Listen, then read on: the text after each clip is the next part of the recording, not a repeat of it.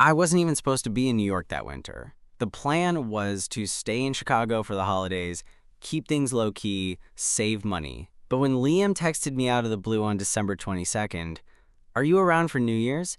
I booked a last-minute ticket and told myself I was just visiting a friend. That was the first lie I told myself. The second came when I stepped off the train at Penn Station and saw him waiting there for me. Same leather jacket he always wore, same lopsided smile, same ridiculous bedhead he never bothered fixing. He looked exactly like he had when I first met him in college, but different somehow. Like time had caught up with both of us. I hadn't seen him in over a year. We texted, sure, liked each other's photos. The usual. But nothing serious.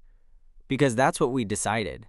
Keep it light, keep it casual. We were both busy, both moving around too much to make anything real stick. Only now, he was leaving the country. For good, this time. January 3rd, Berlin. "So what's the plan?" I asked as we wove through the crowd outside the station, breath fogging in the cold. He looked over at me, smiled softly. "No plan. Just hang out. Be dumb. Celebrate the end of the year." I nodded. "Cool. Sounds chill." But everything felt far from chill. We spent the next few days walking the city like we were 20 again. Central Park in the snow. Late-night ramen in Koreatown. A random dive bar in Brooklyn where we played darts and pretended not to watch each other too closely. I didn't ask about Berlin. He didn't bring it up. We were both pretending the clock wasn't ticking. On New Year's Eve, we ended up at his apartment in Queens, sitting on the floor with beers and a half-eaten pizza between us. The ball drop was still hours away. Music played low on his speakers. Phoebe Bridgers, naturally. "You ever think about how weird it is that we never dated?" Liam asked, picking at a crust. I froze, a beer halfway to my lips. "What do you mean?" he shrugged. "We always had something. Like, it was there, but we just never really went for it." "You were always leaving," I said before I could stop myself. "So were you," he replied. No heat in his voice, just honesty. We went quiet again. The room felt smaller than it had a second ago. Then, without looking at me, he said, "Do you want to stay over tonight?" I knew what he meant. I also knew what he didn't want to hear. No talk about the future. No, what if? Just one night, I nodded. And just like that, we stood up at the same time, like we both knew there was no point dragging it out. He took my hand, gently, like it was something precious, and led me to his room. I'd slept there before, years ago. After parties. During storms. But this time was different. This time was goodbye. Liam's bedroom was dim, lit only by the soft spill of light from the hallway. The radiator hissed in the corner, and the window pane trembled slightly every time the wind pushed against it. It was the kind of cold night where you layered up in bed and still woke up with numb toes. Except I didn't feel cold at all. Liam stood near the bed, watching me like he wasn't sure if this was a mistake. Like, maybe we were crossing a line we couldn't uncross. But we'd already crossed it a long time ago, hadn't we? We just never said it out loud. He scratched the back of his neck, then gestured toward the bed. "You okay with this?" "You asked me to come," I said, voice low. "I'm here." That was all it took. He stepped forward and kissed me like we'd been doing this all along. Like we'd spent the last 5 years together, and this was just another night. His lips were warm, a little chapped from the wind. Familiar. His hands found my jaw, pulled me in like he was afraid I'd disappear if he let go. And maybe he was right to be afraid. Because we only had a few hours left before the new year started. Before reality came rushing in. We didn't rush. Everything between us felt slow, careful. Like we were trying to memorize it all. The way he curved around me in bed. The way he whispered my name like it was a secret he hadn't told anyone in years. We didn't talk about January. We didn't talk about Berlin. We didn't ask what this meant. At one point, while we were lying under the covers, his head resting just beneath my chin, he whispered, "This is good, right?" I nodded, my fingers brushing through his hair. "Yeah, it's good." And it was. It was better than good. It was everything we never let ourselves have because we were always on different timelines, different coasts, in different headspaces. The city outside was muffled in snow. Somewhere, distant fireworks cracked the air, but we barely noticed. Time was slipping past us, but for once, we weren't chasing it. After a while, Liam shifted to look at me. His eyes were sleepy, but there was something else there. Something heavy. If this was it, would you be okay with that? I knew what he meant. This night, this moment, our last one, I wanted to say no. I wanted to ask him to stay. I wanted to ask if I could visit. I wanted to be selfish. But I didn't. I touched his cheek, felt the warmth of his skin under my palm. "Yeah," I said softly. "If this is it, I'm okay." He exhaled slowly, like he'd been holding something in for days. Maybe he had. We didn't talk much after that. We just lay there, pressed together in the dark, listening to each other breathe. The city kept moving, the new year kept creeping closer, but for a little while, it felt like everything had stopped just for us. And somewhere between midnight and morning, I realized the thing we'd always avoided talking about wasn't the future. It was the fact that maybe, just maybe, we'd both been in love this entire time. The morning after was too bright. The sun leaked through Liam's half-open blinds, casting a pale light across the room, across the tangle of limbs and sheets we'd fallen asleep in. I woke up first. I always did. Years of early shifts and habit made it hard to sleep in, even after a night like that. Liam was still asleep, arms slung over his face, chest rising and falling in that slow, steady rhythm I'd always found oddly comforting. His hair was a mess, his mouth slightly open. Completely unguarded, for a moment I let myself watch him. It felt like a violation, but also like a privilege. Because no matter how many nights we'd shared before, usually drunk, usually half-dressed, usually pretending it meant less than it did, I had never seen him like this. Peaceful. Still, mine, and not for long, the thought hit me like a gut punch. January 3rd, less than 3 days away. He'd be on a plane across the Atlantic, starting a new life, a new job, a new everything. And I'd go back to Chicago, back to my apartment with the shitty radiator and the coffee shop down the block where they always spelled my name wrong. I wasn't ready to let go, but we'd promised. No talk about the future. So I slid out of bed quietly and padded into the kitchen. Made coffee the way he liked it, with too much milk and a splash of vanilla creamer. His groceries, his mugs, his apartment, his world, soon to be left behind.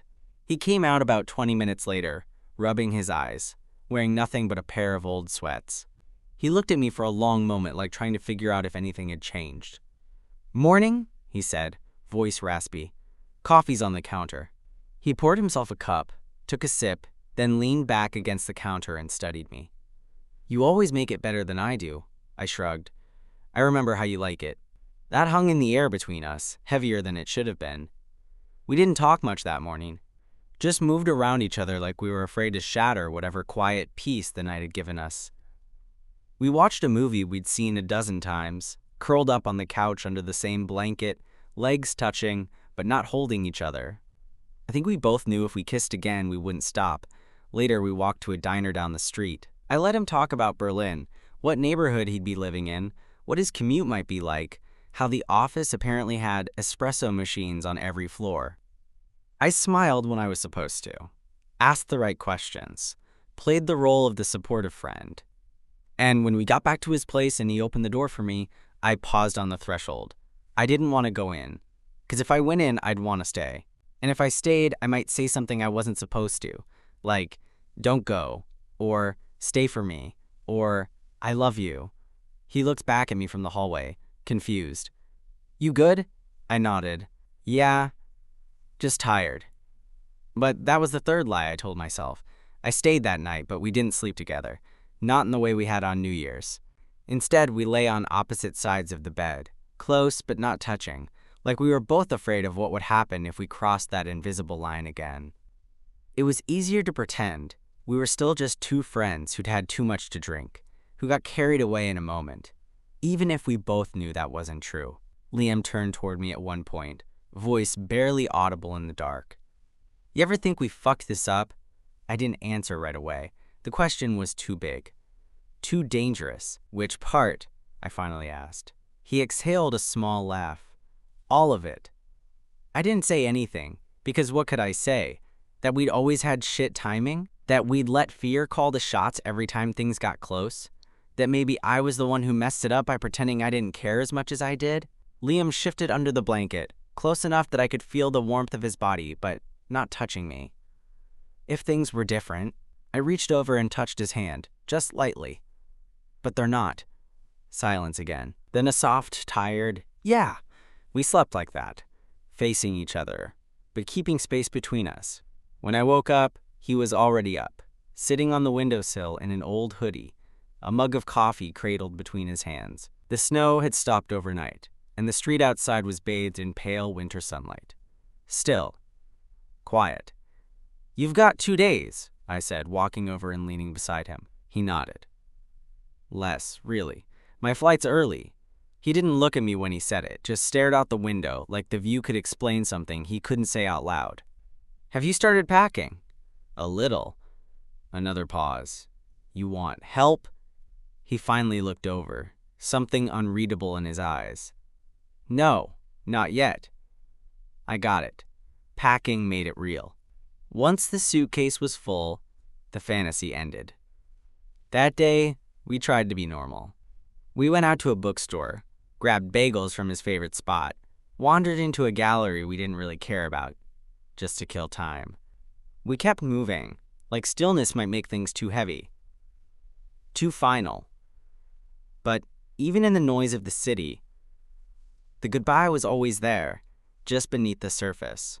That night, he made pasta, and we drank wine from chipped mugs because neither of us wanted to wash glasses. The playlist was the same one we used to put on in college, full of half-ironic indie rock and sad acoustic songs that hit harder than they should have. At some point, I looked up from my plate and caught him staring at me. He didn't look away this time. "What?" I asked. He shrugged. "Just trying to remember your face." My throat tightened. I reached for my wine. "I'm literally going to FaceTime you in 2 days." He smiled, but it didn't reach his eyes. Not the same, and I knew what he meant. I didn't say it then, but I was trying to remember him too. The way he chewed the inside of his cheek when he was nervous. The sound of his laugh when he wasn't trying to be cool. The way he looked at me like I was something he couldn't quite figure out but didn't want to stop trying. The night before his flight, everything was quiet. Too quiet. Liam's apartment had that strange stillness that creeps in when something's ending. Half-packed bags by the door. Books missing from the shelves. His toothbrush gone from the cup by the sink. It was like he was slowly erasing himself from the space, and I was just watching it happen. We didn't go out. Didn't talk much. Just ordered Chinese and sat on the couch watching some dumb action movie neither of us really cared about. But we didn't touch. Not even a shoulder brush. It was like we were trying to create distance before the airport did it for us. After the movie ended, he stood up and stretched, then disappeared into his room. I sat there for a while, staring at the credits rolling across the screen. I thought about leaving. Just slipping out while he was in the shower or whatever. Avoid the scene. Make it easier on both of us. But my body didn't move. Eventually, I got up and wandered down the hall. His bedroom door was half open. He was sitting on the edge of the bed, staring at the floor, a stack of folded clothes beside him. He looked up when I knocked on the door frame. "Hey," I said quietly. "Hey, you good?" He nodded, but I didn't believe him. I stepped into the room, sat beside him. For a minute, neither of us said anything. Then he said, "Can I ask you something?" "Of course." "If I told you I wasn't sure I wanted to go, would that change anything?" My breath caught. "You're not sure?" "I mean, I am," he said quickly. "It's a good opportunity. It's everything I worked for. But it's also the first time I've had something here I didn't want to leave." My heart was thudding too loudly in my chest. "You mean me?" He gave me a look that was almost a smile, but there was too much sadness in it. Yeah, I mean you. I wanted to say something. That I'd wait. That we could make it work. That love was worth the distance, worth the time zones, the missed calls, the airport goodbyes. But I didn't. Because we'd made a deal. One night, no talk about the future, and if we broke that now, it wouldn't make this hurt any less. So instead, I reached over and took his hand. Then let's make tonight count. He stared at me for a second like he was memorizing my face again. Then he nodded, once. No more pretending. We kissed. And this time, it wasn't careful. It wasn't slow. It was everything we hadn't let ourselves feel until now. Need, regret, want, love. Real, messy love. The kind that aches because you know it doesn't come around often. I didn't care about the time. I didn't care about the morning. I just wanted to hold on to this. To him. And for the rest of the night, we didn't speak about Berlin. We didn't speak about what would happen next. We just let ourselves be in it. Fully. Completely. One last time. I barely slept that night. It wasn't because of nerves or jet lag or the wine we finished around 2 a.m. It was because every time I started to drift off, I'd feel Liam shift beside me, or exhale into the back of my neck, or tighten his arm around my waist like he was anchoring me in place. And every time he did, something in my chest cracked a little more. We stayed wrapped around each other until the sky started to lighten through the blinds. Neither of us said a word. I think we both knew that if we started talking, we wouldn't stop. Around 6:45, his alarm went off. Soft piano chords. Too gentle for the mood in the room. He reached out and silenced it, then just lay there for a moment, forehead pressed to my shoulder. I felt the warmth of his breath, the way his fingers brushed over my ribs, the quiet sigh that said more than words could. Eventually, he whispered, "I should shower." I nodded, not trusting my voice. He lingered another few seconds, then peeled himself away and padded into the bathroom, the door clicking shut behind him. I sat up, the sheet pooling around my waist, and stared at the packed suitcase near the door. I hated that thing, hated what it meant, hated that we'd spent so long pretending we didn't care enough to be hurt by this. And now? Now it hurt like hell. I got dressed in silence while he was in the shower, folded the blanket we'd used on the couch, put the takeout containers in the trash. Anything to keep my hands busy, to keep myself from breaking. He came out 20 minutes later, hair damp, face flushed from the heat of the water. He looked tired. Not just physically. The kind of tired that comes from trying too hard to keep yourself together. "You hungry?" he asked. I shook my head. We called a car at 8:10. He double-checked his passport 3 times before finally zipping the suitcase closed. I carried it down the stairs for him, not because he asked, but because I needed something to do. The ride to JFK was quiet. Our hands sat on the seat between us, not quite touching. I kept watching him from the corner of my eye, taking in the way he chewed on his thumbnail when he was anxious, the way he kept glancing out the window like he was searching for something familiar. We got to the terminal too fast, and then there we were, standing in front of the security line. This was it. Liam turned to me, his voice barely above a whisper. "You don't have to walk me through." I know. He hesitated, then leaned in and hugged me. It wasn't a casual hug.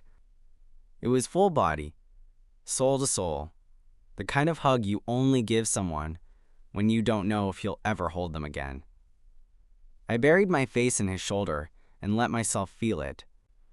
Let myself want more than just this one goodbye. When we pulled apart, he looked at me with glassy eyes. "I'm really glad you came," I swallowed.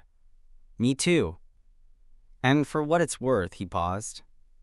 "If things were different," I shook my head gently. "Don't.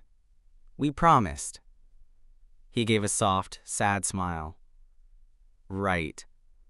No future talk." He squeezed my hand once, hard, and then let go. And just like that, he was gone. Walking away with his backpack slung over one shoulder, disappearing into the crowd like everyone else heading somewhere they weren't sure they were ready for. I stood there for a long time, watching the doors even after they swallowed him whole. Eventually, I turned around, walked outside, and stepped into the cold. I didn't cry until I got on the train. The train ride back into the city felt longer than it should have, not because of traffic or delays or anything physical.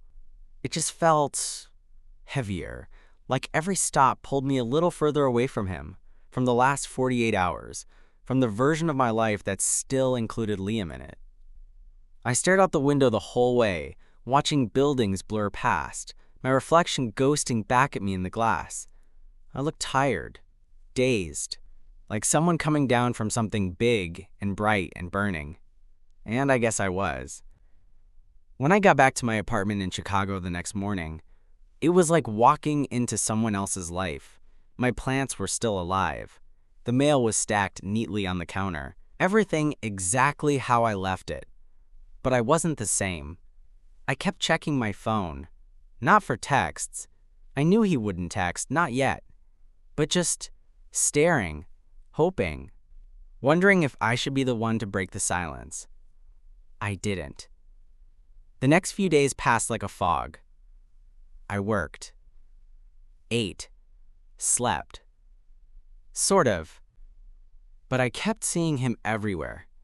In my bed, in my kitchen, in the stupid mug I kept from that coffee shop in Queens that he swore made the best lattes. Everything reminded me of something we never got to become, and yet I didn't regret it. Because we hadn't wasted those days. We hadn't filled them with empty promises or forced hope. We were just us, honest, present, real. About a week later, just as I was walking home from work, my phone buzzed. Unknown number. I opened the message without thinking. Berlin's gray as hell. You'd hate it. But I saw someone with your exact shoes today. Made me think about that night on the roof. I'm glad you were my last person here. I didn't respond. Not right away. I stood on the corner for a long time, rereading it. And then I smiled. Because, yeah, maybe he was gone. Maybe we weren't together. Maybe we never officially were. But for those few nights, we'd stopped time. We'd loved each other without rules or expectations. And maybe, just maybe, that was enough. For now.